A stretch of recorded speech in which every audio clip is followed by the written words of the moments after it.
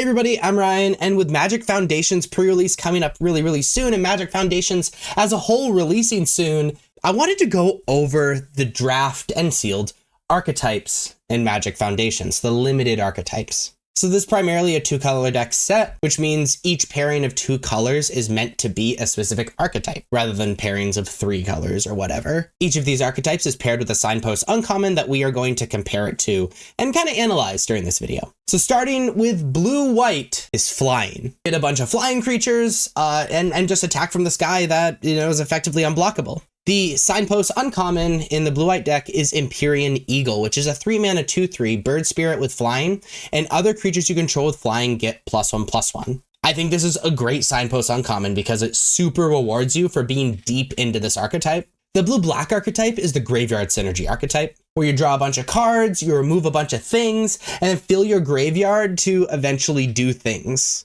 like with Threshold or some reanimation or things like that. The signpost uncommon is Dreadwing Scavenger, which is a 3-mana 2/2 nightmare bird with flying. Whenever this creature enters or attacks, draw a card, then discard a card. So, we can choose things to add to our graveyard, so that's great. And then it has Threshold, which means if there's 7 or more cards in your graveyard, this creature gets +1/+1 and has Death Touch, as long as there's 7 or more cards in your graveyard.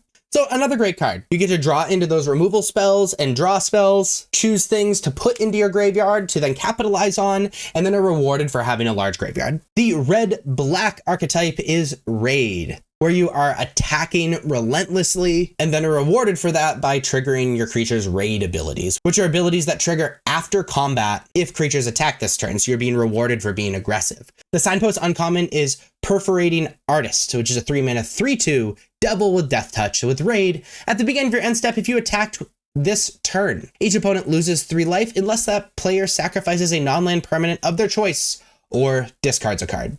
That's great. It rewards you for attacking. It's really hard to block by it having Death Touch. It has raid itself, and the raid is an aggressive ability. The Golgari red-green is power. It's about making extra mana. It's about making extra mana to make oversized creatures and just overpowering the other people. The signpost uncommon is Ruby Daring Tracker, which is a 2-mana 1/2 legendary creature, Human Scout, with haste. And whenever it attacks while you control a creature with power 4 or greater, Ruby gets +2/+2 until end of turn, and in itself, you can tap it to add red or green. This is awesome. It's cheap, so it goes in really well, from a curve standpoint with a bunch of these overcosted spells. It ramps in and of itself into these overcosted creatures. And then when you're done ramping, it can be aggressive, get +2/+2, and be rewarded for having another large creature on the battlefield. Selesnya green-white is the +1/+1 counter archetype. We're going to play a bunch of creatures and then boost them and make them bigger with +1/+1 counters.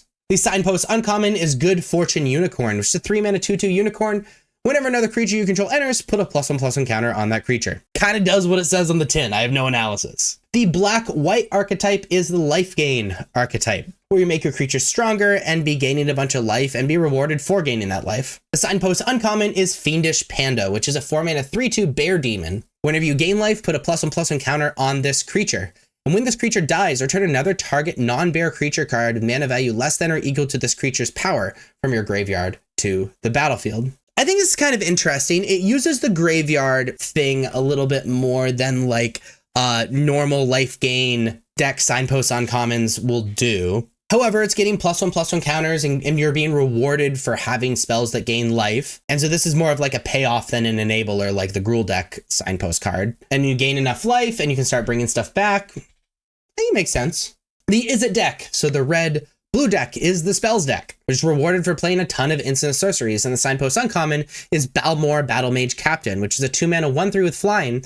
Whenever you cast an instant sorcery spell, creatures you control get +1/+0 and trample until end of turn. So at Anthems, whenever you cast an instant sorcery spell, notice you can do this multiple times in the same turn. So if you have a bunch of creatures, have Balmor, utilize your archetype, and cast 2 or 3 instant sorcery spells, you can just kind of alpha strike your opponent.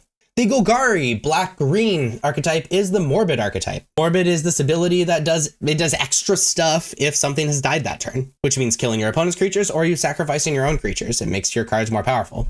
The signpost uncommon for this is Wardens of the Cycle, which is a 4-mana 3/4 elf warlock with Morbid. At the beginning of your end step, if a creature died this turn, choose one. You gain 2 life, or you draw a card and lose 1 life. Straight up a creature that you get value for every single turn that something died, even your opponent's creatures. So A+ design. The red-white archetype is the aggro archetype. Low-cost creatures attacking swiftly and fast. The signpost uncommon for this is Heroic Reinforcements, which is a 4-mana sorcery. Create 2 1/1 white soldier creature tokens. Till end of turn, creatures you control get +1/+1 and gain haste.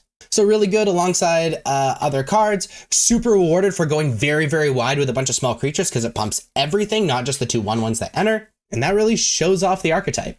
And the very last archetype is Simic, which is green-blue, which is the ramp archetype, where you defend yourself in the early turns, accelerate your mana, and then cast giant spells and creatures, and are rewarded for lands entering the battlefield because you search up lands. The signpost uncommon for this is Tatiova Benthic Druid, which is a 5-mana 3/3 Merfolk Druid with landfall. Whenever a land you control enters, you gain 1 life and draw a card.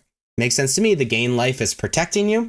You're rewarded for ramping with the landfall. It's pretty big in and of itself, so it kind of makes you want to ramp, and you draw into your big threats and stuff. I'm sad it's not a payoff in and of itself for the most part, and that it doesn't ramp in and of itself, so I kind of put this in the category with Fiendish Panda. That's still a pretty cool signpost uncommon. But those are the Magic Foundations draft and limited in general archetypes. If you like this video, please be sure to like and subscribe. Check me out on social media. Links are above me and in the description. Thank you so much for watching.